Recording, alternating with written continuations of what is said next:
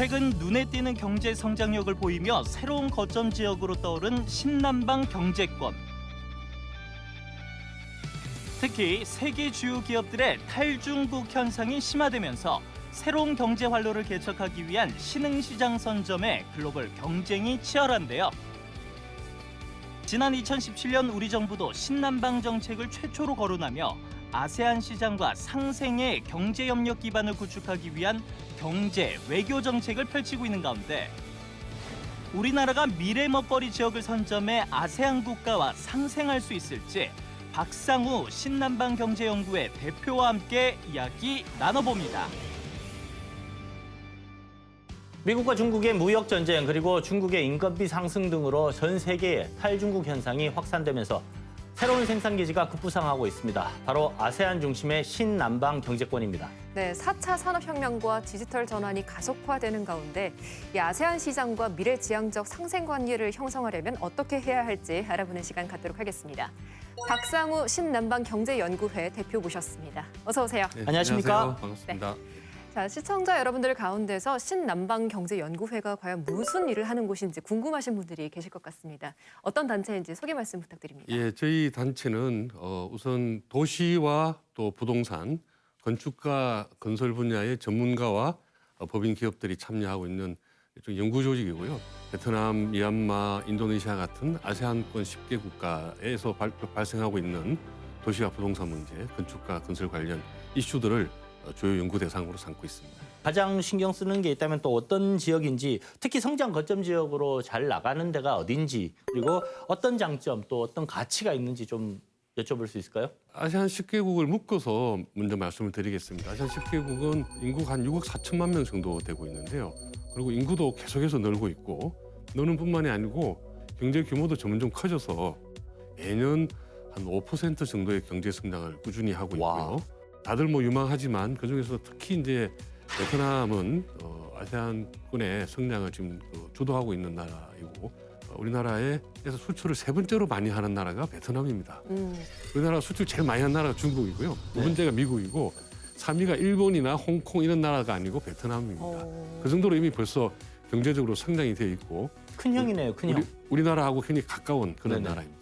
우리가 아직 화면상으로 보면은 낙후된 모습들이 많이 보이거든요. 우리나라 경제 수준으로 봤을 때는 시대상으로 봤을 때 어느 정도의 시기로 좀 볼 수 있는지에 대해서 말씀을 해주신다면요. 카메라 앵글을 어디다 갖다 대느냐에 따라서 그 나라의 모습이 달라 보이거든요. 그렇죠.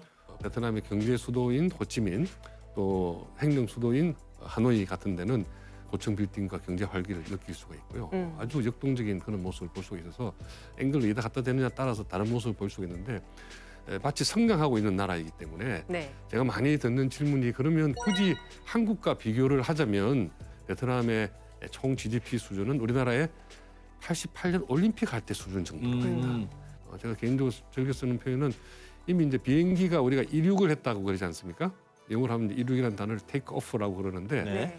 이륙을 한 것은 틀림이 없고, 그러니까 이게 개발도상국가 단계에서 그걸 벗어나기 위한 단계로 넘어가기 위해서 비행기가 테이크 오프를 했다. 일단 바퀴는 떨어졌다는 거죠, 그렇습니다. 지면에서. 네. 어디까지 날아갈지는 이제 그동안 알 수가 없지만, 네. 인구 구조라든지 또 그 나라의 국민성이라든지 이런 걸 보면 상당히 멀리까지 날아갈 것으로 보인다는 게 제 개인적인 생각이고요. 많은 분들이 또 제 생각에 또 동조해 주시는 분들이 많이 있습니다. 또 아시안 시장의 그 무역 비중이라든가 경제 협력의 관계 어느 정도 되는지 조금 더 구체적인 이야기들을 해보실 수 있을까요? 수치를 가지고 좀 말씀을 드리면요. 네네. 우리나라의 무역 규모가 작년에 약 1,530억 달러인데요.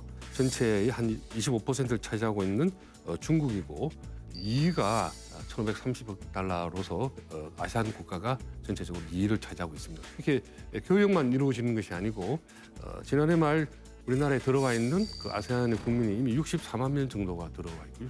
수도권에 보면 뭐 안양 정도가 한 60만, 70만 정도 되니까 엄청 큰 거죠. 안양 시민 전체가 사실은 아세안권 국가의 국민들로 채워질 수도 있다는 정도로 이분들이 흩어져 살아서 그렇지, 모으면 그 정도 규모 이미 많이 들어와 있고요. 항공편이 왔다 갔다 하는 게 있거든요. 네. 항공편이 주간에 한 일주일에 한 1,200편 정도가 아세안권의 어느 도시든 우리나라가 왔다 갔다 하는 비행기 편이 지금 말씀하시는 코로나 이전을 이전을 코로나 말씀하시는 때문에 거죠? 많이 네네. 줄긴 했지만 네. 다시 회복한다라고 보면 그만큼 이게 아세안권 국가와 많은 인적 교류가 이루어지고 있다는 말씀을 드리겠습니다. 알겠습니다. 그리고 우리 정부 차원에서 신남방 정책을 처음으로 거론했던 게 지난 2017년이었습니다. 이제 한 4년 정도 됐죠. 네네. 그동안의 정부 이행 성과는 어땠습니까? 우리 정부도 사실은 이런 아세안권 국가의 중요성을 이제 깊이 인식을 하고 2017년 11월 달에 문재인 대통령께서 한 인도네시아 비즈니스 포럼에서 기조 연설을 하시면서 아세안과 한국의 관계를 한반도 주변 4대 국가 같은 수준으로 끌어올리는 것이 저의 목표입니다. 이를 위해 한국 정부는 아세안과의 협력 관계를 획기적으로 발전시켜 나가기 위한 신남방 정책을 강력하게 추진하고자 합니다. 신남방권 국가라는 개념을 처음 말씀을 하시고 이를 뒷받침하면서 2019년에 11월 달에 부산에서 한국과 아세안 10개국의 정상회담이 열렸습니다. 그리고 이제 이어서 제1차 한메콩강 정상회의도 또 개최가 되고 해서 이 정상외교급에서도 교류가 활발하게 이루어지고 있고요. 이런 정치적인 또 외교적인 노력의 성과로서 아까 제가 말씀드린 것처럼 이미 아세안 국가들이 우리나라 2위의 교육 대상국으로 성장하고 있다 이렇게 말씀드리겠습니다. 정부는 미국이나 중국 같은 수준으로 이 신남방하고의 관계를 만들어 보겠다라는 게 일단 목표인데 현실적으로 이게 가능할까요? 그렇게 보세요? 좀 가능하다라고 생각이 되고요. 예, 이제 뭐 정치적으로 국가 안보를 위해서는 뭐 사강회가 여전히 중요하겠지만 경제적인 측면에서는 오히려 그런 나라들보다 더 아세안권과의 교류가 갈수록 더 중요해질 것으로 생각이 됩니다. 왜냐하면 이 나라들 자체가 지금 아까 말씀드린 대로 연간 평균 5% 정도씩 계속해서 꾸준히 성장을 하고 있고 앞으로도 계속 성장이 이어질 것으로 본다면 우리가 이제 그 나라들이 갖고 있는 경제적인 활력을 이용하는 것이 가장 좋은 전략이 될 수가 있거든요.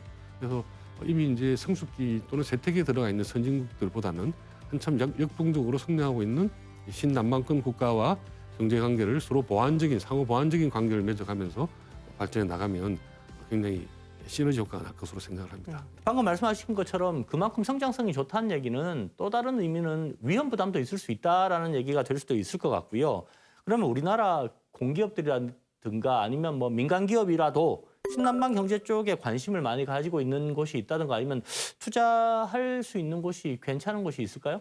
많이 있죠. 이미 뭐 우리 대기업들은 엄청나게 많이 투자를 하고 있습니다. 우리 전 세계에서 제가 알기로는 가장 큰 스마트폰 공장이 베트남의 하노이 인근의 박린성이라는 데 삼성전자 공장이에요. 네. 또 LG전자도 베트남 수도 하노이 인근의 하이퐁이라는 우리 같으면 서울의 인천 정도에 비견할 수 있는 그런 항구 도시에 굉장히 큰 규모의 전자 공장을 좀 가동하고 있고요. 그만큼 이제 한국하고 베트남의 경제 교류가 밀접하게 이루어지는 것이죠. 베트남 입장에서 보면 베트남이 가장 투자를 많이 하는 나라가 2019년에는 한국이었습니다.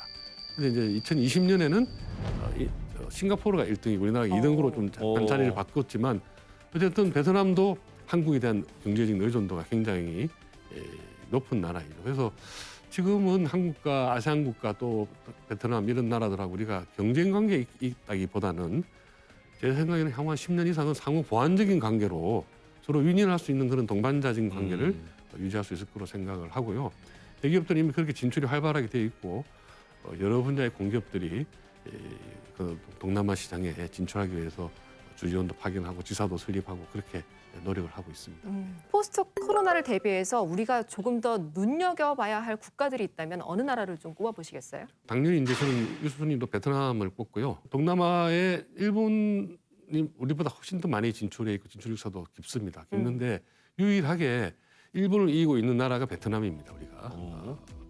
거기는 여러 가지 이유가 있는데요. 그 나라도 유교 문화권, 한자 문화권 같이 쓰고 또 가족을 굉장히 중요시하고 하는 여러 가지 그 민족적인 특성이나 이런 것들이 비슷한 면이 많기 때문에 우리가 진출하기에 굉장히 좀 문화적인 동질성을 많이 느낄 수 있는 나라이다라고 생각이 들고 두 번째는 이제 미얀마라는 나라를 제가 또 추천하고 싶습니다. 네. 미얀마는 국토 면적은 우리나라 남북한 합친 것에 한 3배 정도 됩니다. 인구는 한 6천만 명 정도 되는데 미얀마를 가운데 놓고 딱 보면 중국, 인도 또 동남아시아 가지고 뭐 전 세계 인구의 한 3분의 1이 그 나라하고 국경을 맞대고 있는 아주 지정학적으로 또 좋은 위치에 있는 나라에서 40여 년간 군부 독재를 하면서 경제 성장이 굉장히 늦었는데 요즘 아웅산 수치 여사의 민주정부와 군부 정부가 이제 이렇게 연합해서 네네. 정치적인 안정을 구하다 보니까 이 나라도 지금 못지않게 지금 성장을 하고 있고요.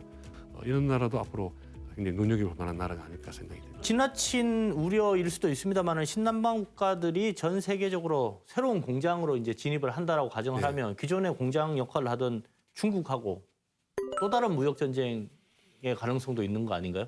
뭐 그렇게 보실 수도 있지만 좀 더 이제 시각을 넓혀서 보면 네. 사실은 지금 중국이 세계 공장 역할로서 너무 굉장히 압도적인 지위를 차지하고 있지 않습니까? 그렇죠. 뭘 봐도 전부 다 메이드 인 차이나. 그렇죠. 현재의 무역 이 긴장은 어떻게 하면 탈중국을 하느냐 하는 겁니다.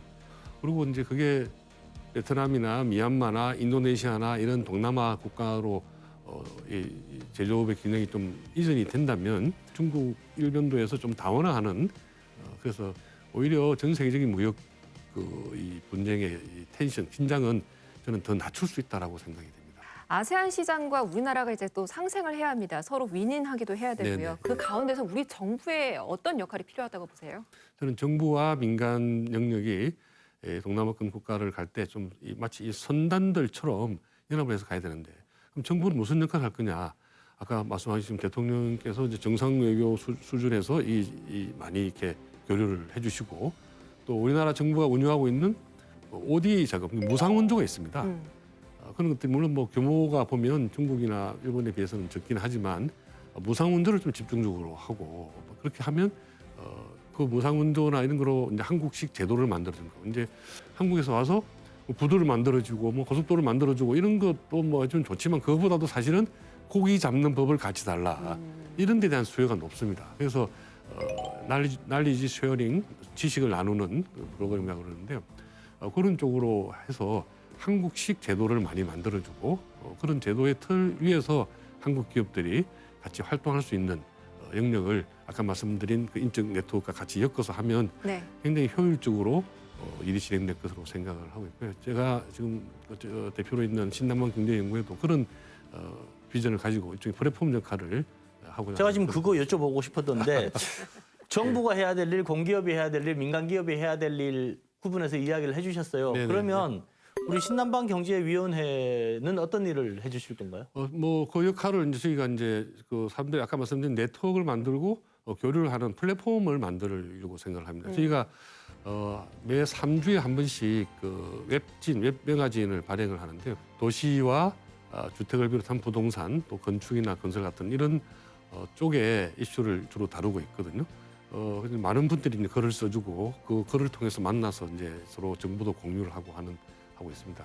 근데 한국의 전문가들만 글을 쓰는 것이 아니고 베트남이나 미얀마 또는 필리핀 같은 나라의 관료들 또 대학 교수님들 그쪽에 또 전문가들 이런 분들도 많이 참여하고 계십니다. 그래서 사실은 이제 코로나 때문에 이 언택트로만 교류를 하다 보니까 한계가 있습니다만은 코로나가 그치면 국제적인 세미나도 하고 네. 또 서로 간에 교류 회의도 하고 하면서 저희가 아까 정부가 하고 해야 될 틈새를 저희가 찾아서 이 서로의 교류의 플랫폼 역할을 하는 그런 미션과 비전을 가지고 있습니다. 네. 수출 의존도가 높은 우리나라로서는 아세안 지역하고 그리고 경제 협력 강화를 통해서 새로운 경제 활로를 개척하는 것이 어느 때보다 중요해 보입니다. 네, 우리나라만의 경쟁력 있는 상생 모델을 구축해서 세계 시장을 선도하는 대한민국이 되기를 기원해 보겠습니다.